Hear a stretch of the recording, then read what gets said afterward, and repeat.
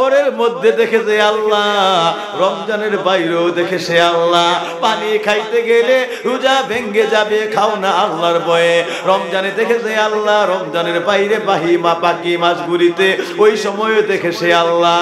এইভাবে সকল গুনাহ খাতা নাফরমানি যা আছে, রমজানের একটা মাস তাকওয়া শিখবে, আর বাকি 11 মাস ওই তাকওয়ার উপরে আমল করবে।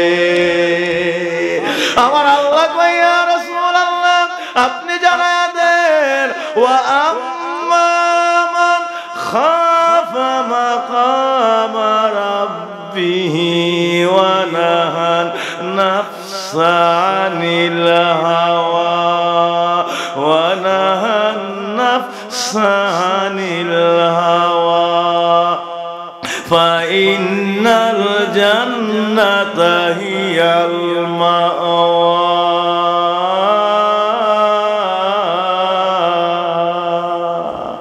আমার নবী ফরমান, আল্লাহ জানাই দিয়েছে, যেই ব্যক্তি আল্লাহর ভয়ে, একমাত্র আল্লাহর ভয় করে, আল্লাহর তাকওয়ায়, আল্লাহর পরহেজগারিতে সকল হারাম কাজগুলি করার সুযোগ আছে।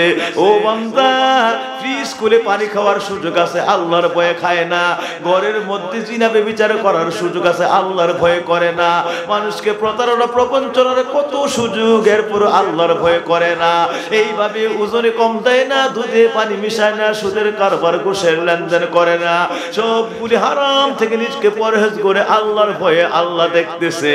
এই পরহেজগারিতা যে ব্যক্তি রমজান থেকে শিখে, বাকি 11টা মাস এই তাকওয়ার ট্রেনিং এর মধ্যে, এই তাকওয়ার মধ্যে বান্দা নিজের মিশায়া দিল, খোদা বিরুতায় পরহেজগারিতে নিজের মিশায়া ফেললো, পরহেজগারিতায় নিজের মিশায়া দিল।